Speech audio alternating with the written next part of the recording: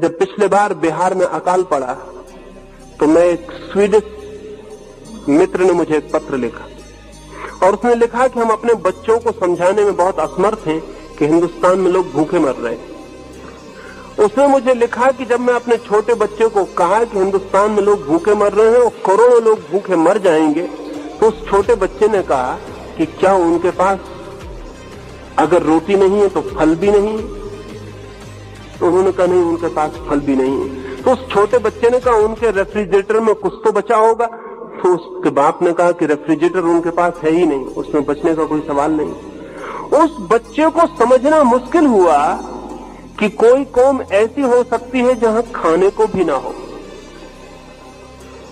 सच में ही स्वीडन के बच्चे को समझना मुश्किल पड़ेगा।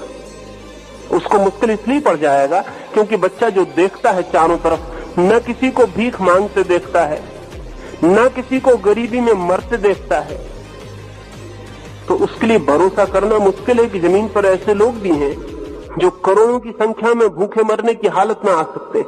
अभी एक अमेरिकी अर्थशास्त्री ने किताब लिखी है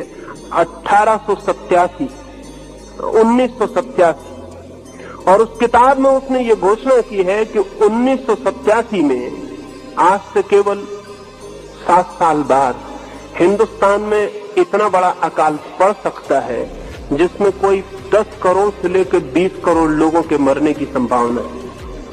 मैं दिल्ली में एक बहुत बड़े नेता से बात कर रहा था तो उन्होंने कहा 1987 भी बहुत दूर, अभी तो हमें 1972 की फिक्र, उसके बाद देखा जाएगा। अभी सिर्फ 1972 में जो इलेक्शन होगा उसकी नेता को फिक्र है।